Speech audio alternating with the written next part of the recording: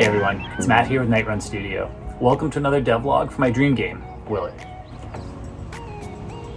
Exploration in Willard is going to be based around puzzle platforming. And since there's like no puzzle platformers out there, people will practically be lining up to sell their kidneys to get cash to buy this game when it drops. Oh, so wait, there's actually like a gazillion puzzle platformers out there. Maybe I should just stop this project and make an MMO.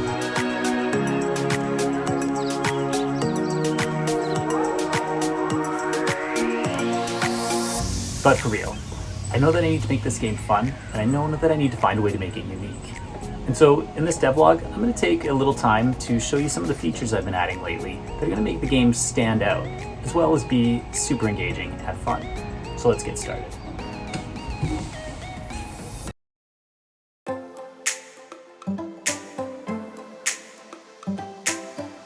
Before I get into the meat of the updates I've added since last log, I just wanted to take a second to thank anybody who's taken a moment to watch, like, subscribe, or comment on the videos.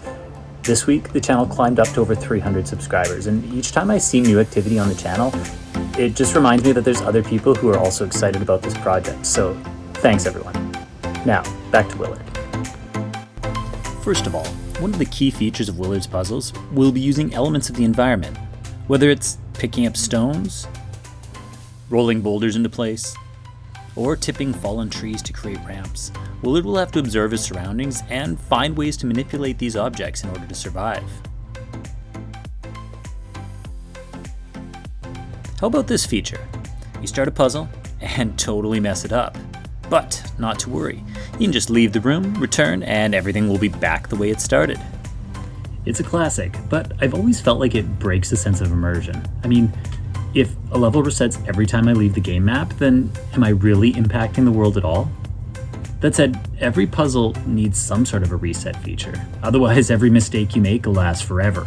So, for Willard, I took some inspiration from Braid, and I'm introducing a rewind feature. But Matt, you may be thinking, isn't a rewind feature just a fancy version of resetting the scene by leaving the room?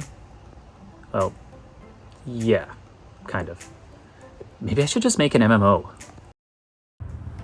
Honestly, a rewind feature could break immersion just as much as a room reset feature. However, in Willard, time distortion is actually going to be a key element of the plot. And Willard will only be able to manipulate time because of an in-game rare item that allows him to do so. One that's dropped by an enemy early in the game. So it's both a feature and a plot device. Adding this feature was actually surprisingly easy. For this one, I adapted a rewind feature from my best friend Brackey's. Seriously, we're besties. And this feature keeps track of the velocity, position, and rotation of game objects, and then plays them backwards when you push a button. I adapted the script a little bit to make things play back twice as fast as they occurred, as it looks a lot cooler. And it means you spend a lot less time waiting after you make a mistake. Willard will meet a diverse group of friends that will also join you as you are out in the field throughout the game. Different friends will have different abilities that will help to unlock new areas or solve puzzles in interesting ways. An important part of exploration will involve swapping back and forth between these characters to best utilize their strengths and abilities in the puzzles. This was actually pretty easily done, and I created a little tutorial to show how I did it for anyone who's interested. Although it needs some visual work to show which character is active at any given moment, I do have the functionality now of being able to swap between two characters with a single button press. Now that the characters are working together though, they're also going to need to be able to talk to each other. I've done some basic work with Dialog UI in the past, but nothing that was particularly scalable for a project like this. Willard's going to have cutscenes and buddy dialogue during exploration, and I didn't want to have to write whole scripts for each piece of dialogue or repeatedly create custom text boxes for each new conversation. I did some searching and found a few different dialogue system tutorials.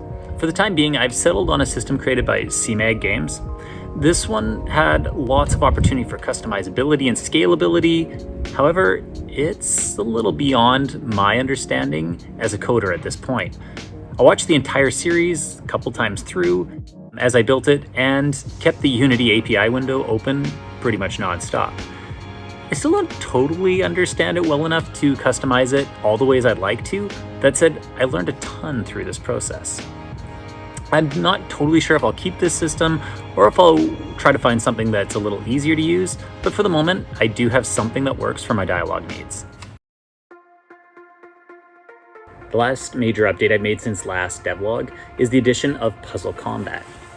Willard will be filled with dangerous enemies, and a key element of exploration is going to involve finding ways to use the environment to remove enemy obstacles.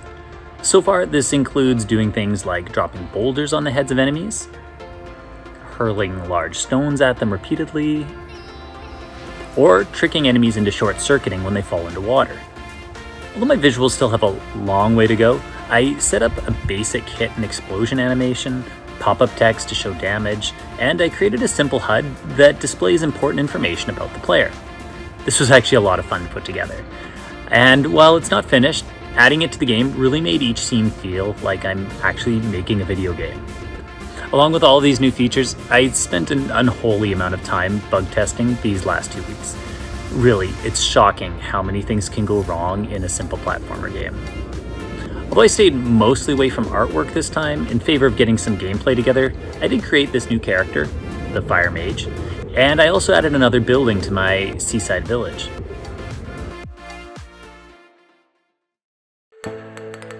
All in all, there's been some huge strides forward in the last 2 weeks. Yet, with each step forward, I realized just how enormous a task I've chosen for myself. But that's okay. I'm learning so much as I go, and to be honest, I'm having more fun than a vanilla WoW level 60 rogue corpse camping noobs in the Arathi Highlands. Yeah, okay, that got a little specific there. Anyways, if you're enjoying the videos, please be sure to like and subscribe to the channel. And until next time, this is Matt with Night Run Studio. Thanks for watching.